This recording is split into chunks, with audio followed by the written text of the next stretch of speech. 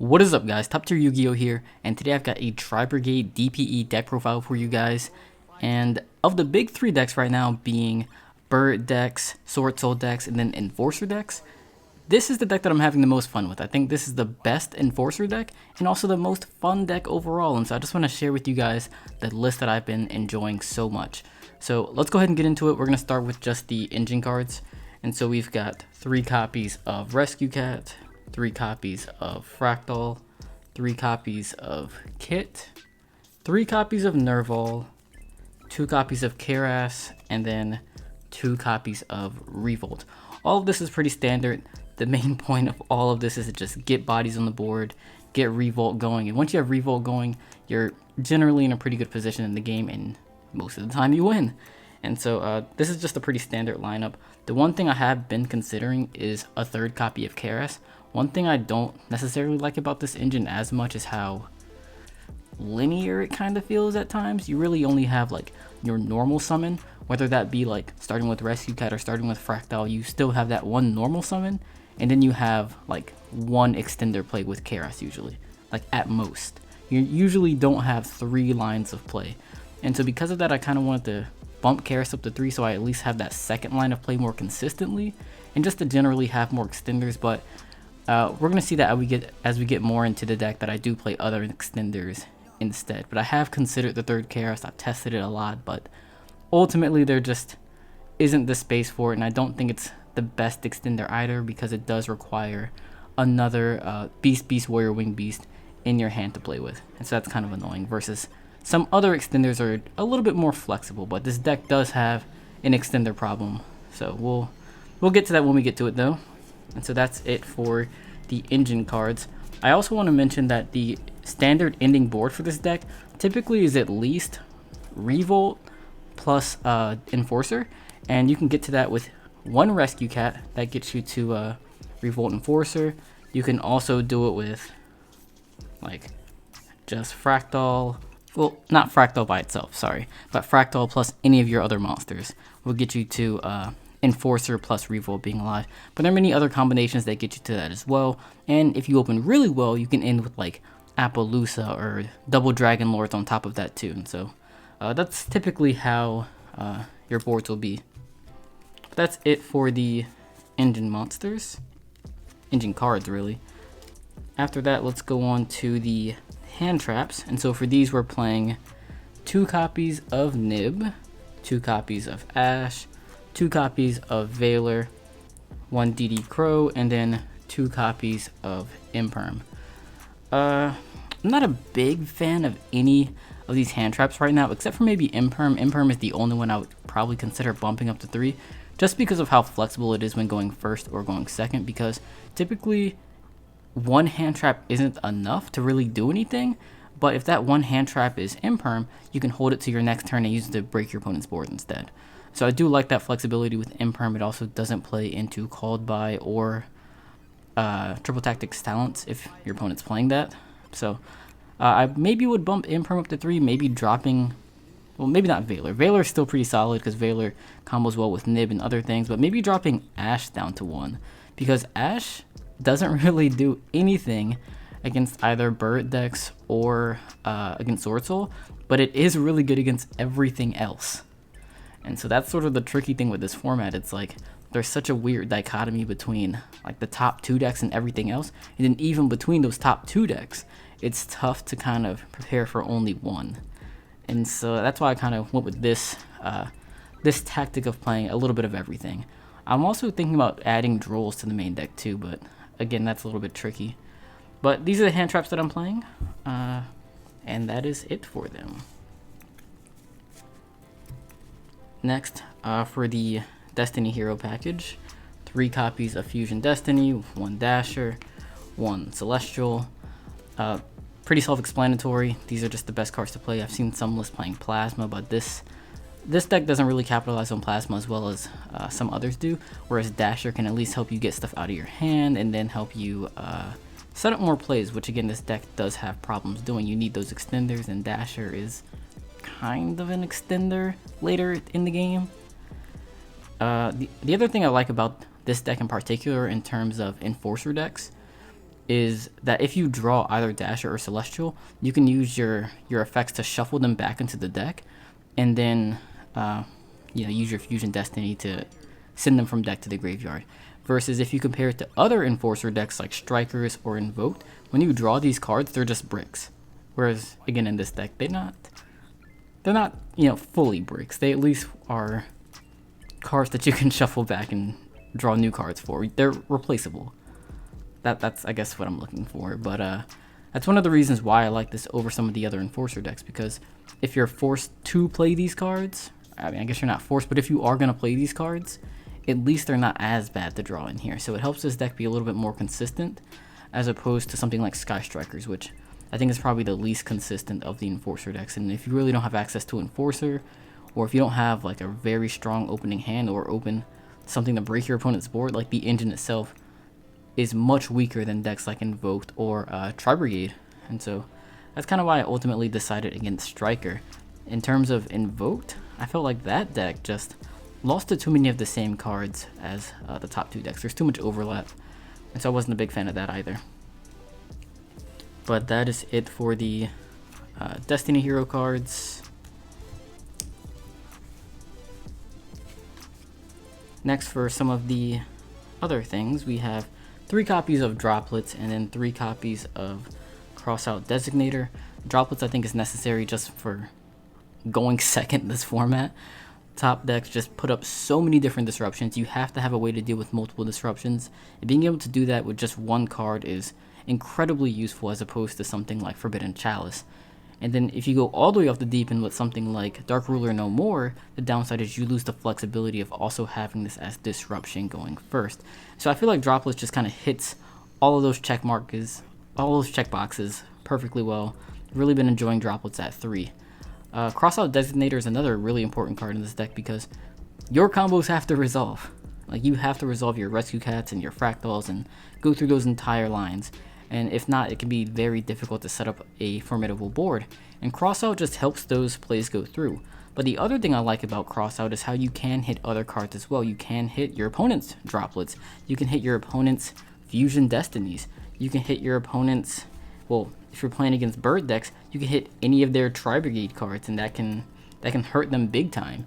And so I really like how flexible Crossout Designator can be in like the bird matchup, as well as just in general in getting your plays through. And so I'm a big fan of triple Crossout Designator. That's been huge for this deck. And also sort of in that same line of thought is 1 copy of Called by the Grave. Called by the Grave also is just important for getting your plays through, but also works well in various matchups as well. So if you're playing against the other Enforcer decks, being able to banish Enforcer out of their grave or banish their Celestial is very good. If you're playing against the bird deck, it can be useful for sort of picking apart their graveyard. So it's decent in that matchup. And then as for the other spell cards, we are playing 1 copy of Tengi, 1 copy of Foolish Burial, which I'm sort of mixed on. It's kind of like a starter, but it's the worst starter. It's not really an extender because you're already going to be getting Nerval to grave anyways. So I kind of like it, I kind of dislike it, but it's here, it's kind of necessary. And then the main 2 extenders I play are 1 copy of Monster Reborn and then 1 copy of 1 for 1. And so this is a 41 card deck. 1 for 1 was actually the 41st card. I just saw a bird up deck playing it and thought, oh wait, I can play this too.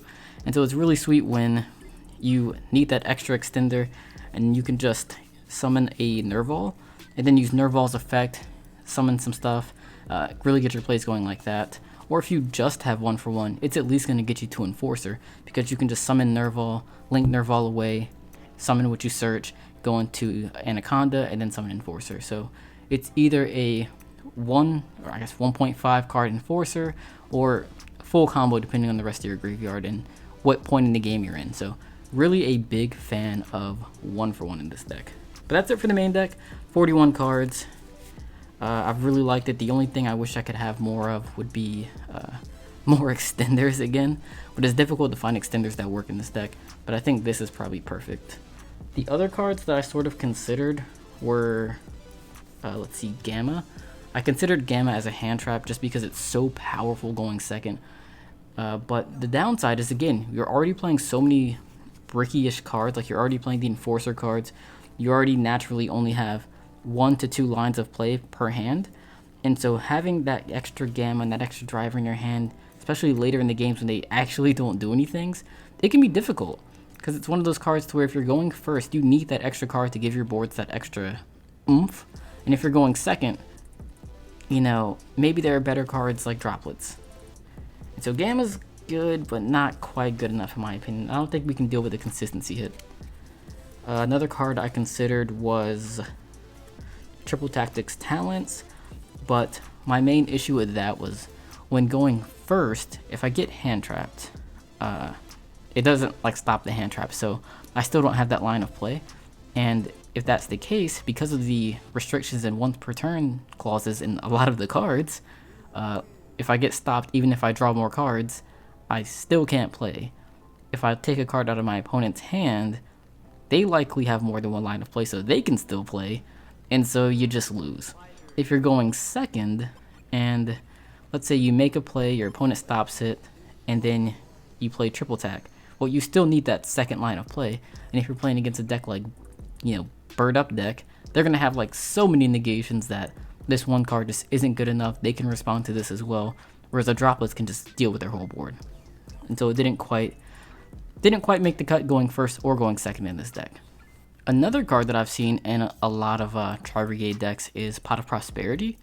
Now, that was very close to being in this main deck, but the only reason against it was I felt that the extra deck was just way too tight that I couldn't even deal with getting rid of 3. Like, banishing 3 meant that if I'm grinding, which this deck almost always does, you're going to lose that game because you just don't have the juice in the mid to late game. Or, I mean, I guess I shouldn't say you won't have the juice, but you lose that utility. And you need that when you're playing against oftentimes better decks, such as Birds and Sword Soul. And so I didn't feel that Prosperity was quite good enough either. And so that's it for the main deck though. Let's go ahead and move on to the extra deck. And so for the extra deck, we are playing 3 copies of Omen, 2 copies of Fairjet, 1 Rulol, 1 Bear Bomb, and yeah, that's it for the Tri-Brigade monsters. I do often want to play a second copy of this, but it just doesn't come up quite enough. It only comes up in certain matchups, and then I really like having that third Omen because you do use it as both a way to get to your other cards, like searching your Karas from time to time or searching a DD Crow, as well as using it as disruption with your Revolts. And so I feel like I like the third Omen a little more than the second Bear Bomb. But that's it for the Tri-Brigade monsters. Next we have Double Dragon Lords, Doom Eagle, Appaloosa, and Access Code Talker. These are all just sort of the utility cards we get out of the extra deck. Like, both of these are just great disruption. Appaloosa is good disruption. Access Code helps you OTK. All pretty self-explanatory.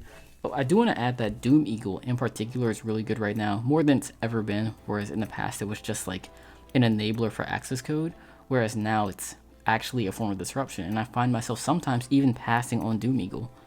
Well, not just Doom Eagle, but Doom Eagle plus other stuff. And it's not horrible. Let's see. Next we have Link Haribo and Almirage. The Link ones. Almirage is pretty self-explanatory, that's standard, but I do really like this format, how it effectively reads negate Enforcer. And so if your plays can start off with a normal summon and you can go into this, you just negate Enforcer for the rest of your turn, so you're free to play around that or play through it. Link Haribo is just mainly for 1-for-1 plays. It comes up sometimes to where you just need to link away that Nerval that you summon to get it into the grave, to get a search, to get everything else going. And so Link Haribo's in here. And then the last 2 cards we play are Anaconda and Enforcer. And yeah, that's it.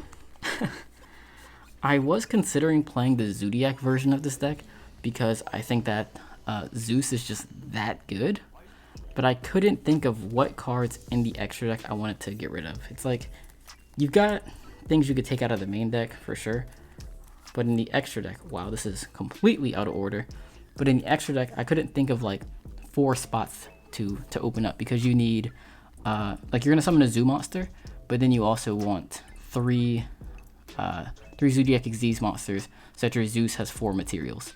But I couldn't think of 4 spots, and if you don't have 4 spots, it's just not worth it. So I couldn't think of a way to fit Zeus package in.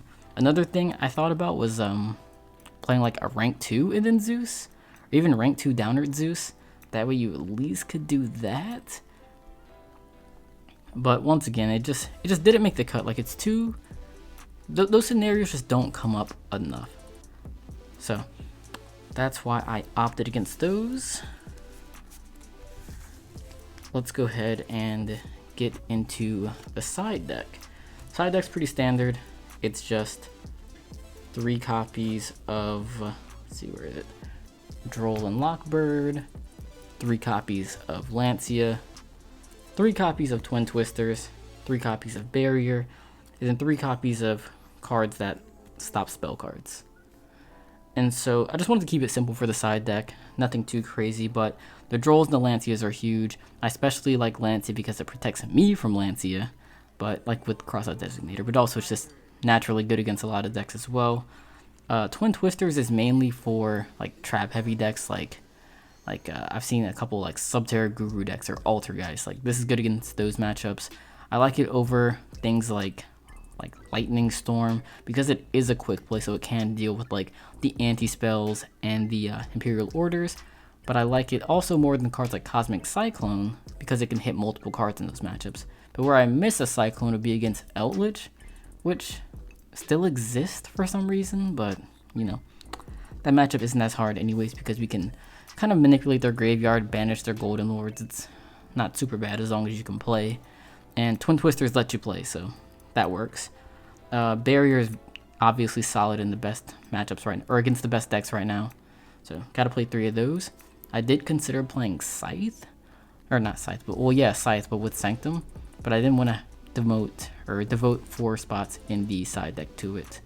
I also didn't want to add another brick in the deck because if you draw into Scythe but can't access DPE, or even if you do have Sanctum and draw Scythe, it's dead. And so again, to keep the deck consistent, opt against that as well. Some other good side deck choices would be Red Reboot. This is really good against so many decks right now. It's good against trap decks.